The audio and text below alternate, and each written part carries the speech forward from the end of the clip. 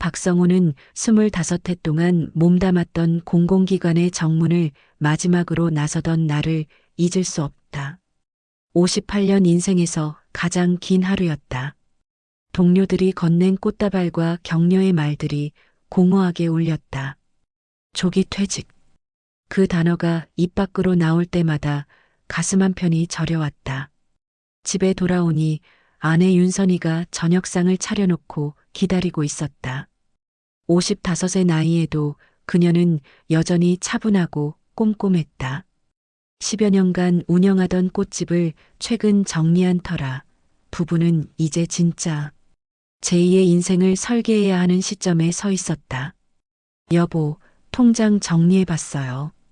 퇴직금이랑 대출 갚고 나니 딱 이만큼이네요. 선희가 내민 수첩에는 빼곡한 숫자들이 적혀 있었다. 퇴직금 2억 원, 아파트 담보대출 상환 후 남은 돈, 꽃집 정리금까지 합쳐 총 6억 원. 젊은 시절 함께 모은 전 재산이었다. 이 돈으로 앞으로 20년, 어쩌면 30년을 살아가야 한다. 요즘 은행 금리가 얼마야? 3%도 안 되잖아. 이걸로는 한 달에 150만 원밖에 안 나와. 우리 생활비로도 빠듯해. 성호는 답답한 마음에 창밖을 바라봤다. 아파트 단지 사이로 저녁 산책을 나온 사람들이 보였다. 모두 자신처럼 은퇴를 앞두거나 이미 은퇴한 사람들일 것이다. 다들 어떻게 살아가고 있을까? 친구들 만나면 요즘 다들 투자 얘기뿐이더라고. 주식, 부동산, 펀드. 나도 공부 좀 해야 할 것 같아. 선희는 불안한 표정으로 남편을 바라봤다. 당신이 언제 그런 거 해봤다고. 조심해야 해요. 우리 나이에 이르면 다시 벌 수가 없잖아요. 알아. 그냥 공부나 좀 해보자는 거야. 요즘 세상이 얼마나 빨리 변하는데 우리만 가만히 있을 순 없잖아. 그날 밤 성우는 노트북을 켜고 안전한 투자, 은퇴 후 재테크, 안정적 수익 만들기 같은 검색어를 입력했다. 화면에는 수많은 정보들이 쏟아졌다. 성공 사례, 투자 전략, 전문가 칼럼. 그 속에서 그는 희망을 발견한 것 같았다. 침대에 누운 선희는 천장을 바라보며 한숨을 쉬었다. 남편의 키보드 두드리는 소리가 새벽까지 이어졌다. 왠지 모를 불길한 예감이 들었지만 그녀는 그저 이불을 머리끝까지 끌어올렸다.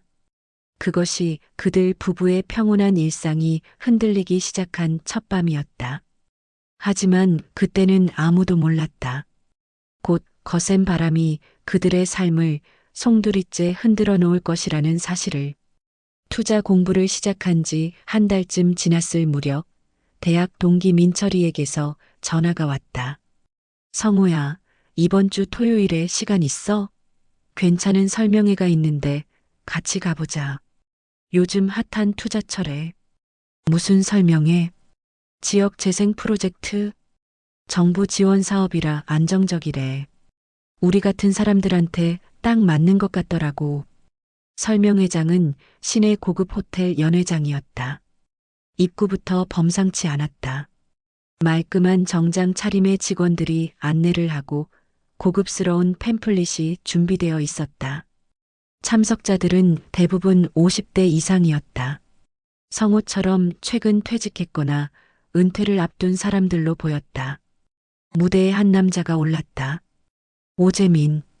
37이라고 자신을 소개한 그는 깔끔한 헤어스타일에 세련된 말투를 가진 젊은 컨설턴트였다. 여러분, 대한민국의 미래는 친환경 에너지에 있습니다. 재민의 프레젠테이션이 시작되었다. 화면에는 푸른 들판 위로 거대한 풍력 발전기가 돌아가는 영상이 펼쳐졌다. 정부 인증 마크, 지자체 협력 문구, 실제 사업 현장 사진들이 신뢰감을 더했다. 이 프로젝트는 국비 40%, 지자체 보조금 30%가 투입되는 정부 인증 사업입니다. 나머지 30%만 민간 투자로 채우면 됩니다. 성우는 팸플릿을 꼼꼼히 살펴봤다. 풍력 발전을 기반으로 한 농촌 개발, 연 수익률 8% 예상, 3년 후 토지, 가치 상승 등 매력적인 문구들이 가득했다. 투자자분들께는 매 분기 안정적인 배당금이 지급됩니다. 게다가 사업이 완료되면 해당 지역 토지 가치가 최소 2배는 오를 것으로 예상됩니다. 박수가 터져 나왔다. 성우도 모르게 손뼉을 치고 있었다. 이건 기회였다. 정부가 보증하는 친환경적이고 안정적인 투자. 설명회가 끝난 후 재미는 몇몇 참석자들과 개별 상담 시간을 가졌다. 민철이가 성우의 팔을 잡아 끌었다. 저기요, 우리 친구도 관심 있는데 상담 가능할까요? 재미는 환한 미소를 지으며 명함을 건넸다. 물론이죠. 다음 주에 사무실로 오시면 자세히 설명해 드리겠습니다. 집으로 돌아오는 차 안에서 성우는 설레는 마음을 감출 수 없었다. 선희에게 팸플릿을 보여주며 흥분된 목소리로 말했다. 이거 봐, 정부 사업이래. 은행 금리보다 2배 이상 수익이 나온다고. 선희는 팸플릿을 훑어보다가 남편의 눈을 바라봤다. 너무 좋은 얘기만 있는 것 같은데. 위험은 없대요? 정부가 보증하는 건데 무슨 위험이 있겠어. 이런 기회를 놓치면 안 돼. 그래도 우리 돈인데 천천히 알아보고 결정해요.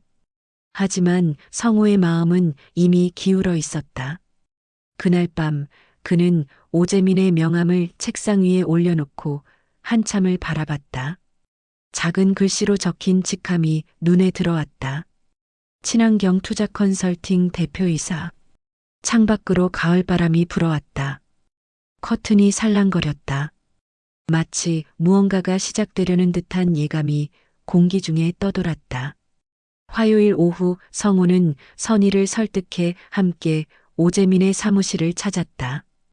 강남 한복판의 오피스텔 2층, 그린에너지 투자 컨설팅이라는 간판이 붙은 곳이었다. 사무실은 생각보다 작았지만 깔끔했다. 벽면에는 풍력 발전소 사진들과 각종 인증서가 걸려 있었다. 어서 오세요. 커피 드실까요?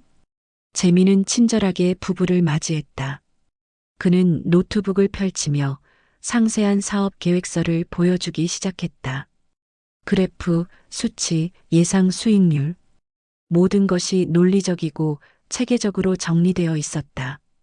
1억 원을 투자하시면 첫 분기부터 배당금이 나옵니다. 대략 200만 원 정도 예상하시면 됩니다. 첫 분기부터요? 네, 이미 사업이 진행 중이거든요. 추가 투자자를 모집하는 단계라 지금 들어오시는 분들이 가장 유리합니다.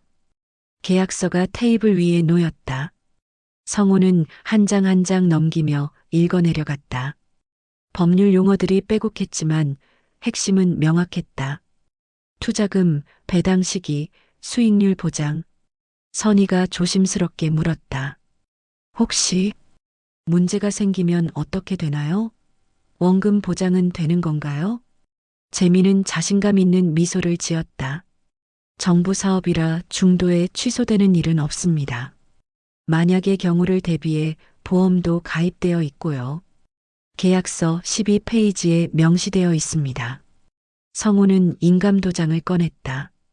선희는 남편의 손을 잠시 붙잡았지만 이내 놓아주었다. 도장이 계약서에 찍혔다. 빨간 인주가 종이에 스며들었다. 1억 원이 그렇게 투자되었다. 2달이 흘렀다. 어느 날 아침 성호의 휴대폰에 문자가 왔다. 귀하의 계좌로 200만 원이 입금되었습니다. 여보, 배당금 들어왔어. 성호는 통장을 들고 선희에게 달려갔다. 선희도 믿기지 않는다는 표정으로 화면을 들여다봤다. 정말 들어왔네. 내가 뭐라고 했어. 정부 사업은 다르다니까. 그날 저녁 성우는 오랜만에 친구들을 불러 모았다. 민철이를 비롯한 동기 5명이 고깃집에 모였다. 야, 나 요즘 투자하는 거 있는데 대박이야. 너희도 관심 있으면 소개해 줄게. 무슨 투자? 주식이야? 아니, 풍력 발전 사업. 정부 지원받는 프로젝트야. 벌써 배당금 나왔어. 친구들의 눈빛이 달라졌다. 성우는 오재민의 명함을 꺼내 테이블 위에 놓았다. 집에 돌아온 성우는 기분 좋게 소파에 앉았다. 선희가 차를 내오며 말했다. 당신 너무 흥분한 거 아니에요? 이제 겨우 2달인데. 뭐가 문제야? 돈 벌고 있잖아. 친구들한테 좋은 정보 공유하는 게 뭐가 잘못이야? 그래도 이렇게 순조로울 리가 없잖아요. 세상에 공짜는 없다고 당신도 항상 그렇게 말했잖아요. 성우는 짜증스럽다는 듯 고개를 저었다. 당신은 왜 맨날 부정적으로만 생각해? 이런 게 바로 기회라고. 빨리 잡는 사람이 이기는 거야. 그날 밤 선희는 잠이 오지 않았다. 창밖을 보니 바람이 세게 불고 있었다. 나뭇가지들이 흔들리며 불안한 소리를 냈다. 그녀는 이불을 더 끌어안았다. 일주일 후 재민에게서 전화가 왔다. 박 선생님, 좋은 소식이 있습니다. 이번에 2차 투자자 우선 모집을 하는데 기존 투자자분들께 특별 기회를 드리려고요. 성우의 심장이 뛰기 시작했다. 어떤 건가요? 이번엔 대기업이 공동 참여합니다. 투자 규모를 늘리시면 우선 배당의 추가 수익까지 보장됩니다. 이런 기회는 처음이자 마지막일 겁니다. 전화를 끊은 성우는 통장을 다시 펼쳐봤다. 남은 예금 5억 원. 전 재산이었다. 성우는 이틀 동안 고민했다. 아니, 고민하는 척했다. 사실 마음은 이미 정해져 있었다. 배당금을 받은 기억이 그를 사로잡고 있었다. 그 달콤한 성공의 맛. 여보, 나 결정했어. 목요일 저녁 성우가 선희에게 말했다. 선희는 설거지를 하던 손을 멈췄다. 뭘 결정했는데요? 추가 투자. 이번이 마지막 기회래. 대기업이랑 같이 하는 프로젝트라고. 선희의 얼굴이 굳었다. 얼마나 넣으려고요? 5억. 전부요? 그래야 우선 배당을 받는다잖아. 지금까지 잘 됐으니까 믿어봐. 선희는 싱크대에 기대섰다. 다리에 힘이 풀리는 것 같았다. 당신, 우리 나이가 몇인데. 이러다 잘못되면 어떡해요? 잘못될 리가 없어. 첫 투자 때도 당신 그렇게 걱정했잖아. 그런데 어땠어? 배당금 받았잖아. 다음 날 성우는 혼자 재민의 사무실을 찾았다. 이번에는 더 두꺼운 계약서가 준비되어 있었다. 재민은 한 장 한 장 설명했지만 성우의 귀에는 수익률, 우선 배당, 안정적 같은 단어만 들렸다. 인감도장이 다시 한번 찍혔다. 5억 원이 계좌에서 빠져나갔다. 통장 잔고는 15만 원. 그날 밤 선희는 은행 앱을 켜고 잔고를 바라봤다. 거의 0에 가까운 숫자. 가슴이 철렁 내려앉았다. 괜찮을 거야, 괜찮을 거야. 그녀는 스스로에게 주문을 걸 듯 중얼거렸다. 한 달이 지났다. 배당금이 나와야 할 시기였다. 하지만 아무 연락이 없었다. 성우는 재민에게 전화를 걸었다. 연결되지 않았다. 문자를 보냈다. 답장이 없었다. 시스템 점검 중입니다. 잠시만 기다려주세요. 자동 응답 문자 한 줄만 왔다. 일주일이 지나고 2주일이 지났다. 여전히 연락이 닿지 않았다. 성우는 직접 사무실을 찾아갔다. 건물 2층, 그린에너지 투자 컨설팅이 있던 자리. 문에는 공실 스티커가 붙어 있었다. 안을 들여다보니 텅 비어 있었다. 벽에 걸렸던 인증서도 책상도 모든 것이 사라졌다. 아저씨, 여기 무슨 일 있었어요? 옆 사무실 직원에게 물었다. 아, 거기요? 한 달 전에 야반도주했어요. 새 밀렸는지 집주인이 난리 났던데. 성우는 그 자리에 주저앉았다. 다리가 풀렸다. 머리가 하얘졌다. 집으로 돌아와 경찰서에 신고했다. 형사는 담담하게 말했다. 요즘 이런 사기가 많습니다. 피해자가 몇십 명은 될 거예요. 그럼 돈은 어떻게 되는 건가요? 솔직히 말씀드리면 돌려받기 어렵습니다. 범인들은 이미 돈을 빼돌렸을 테니까요. 진술서를 쓰는 성우의 손이 떨렸다. 글씨가 제대로 써지지 않았다. 6억 원. 25년 직장 생활, 선의의 꽃집, 그들이 함께 모은 모든 것. 집에 돌아오니 선의가 창가에 앉아 있었다. 그녀는 남편을 보지도 않은 채 말했다. 다 날아간 거죠? 성우는 대답할 수 없었다. 그저 고개만 끄덕였다. 당신은 믿고 싶었던 거예요. 안정된 미래가 아니라 당신 자신을 뭔가 할 수 있다는 걸 증명하고 싶었던 거잖아요. 선희의 목소리는 차가웠다. 하지만 그 안에는 깊은 슬픔이 배어 있었다. 그날 밤 성우는 책상 서랍을 열었다. 인감도장이 굴러다니고 있었다. 계약서에 2번 찍었던 그 도장. 그는 도장을 손에 쥐고 한참을 바라봤다. 창문이 열려 있었다. 가을이 지나 겨울바람이 불어왔다. 커튼이 세차게 흔들렸다. 텅 빈 집안을 바람이 스쳐 지나갔다. 진짜 바람은 그날부터 불고 있었네. 성우는 작게 중얼거렸다. 바람은 여전히 불고 있었다.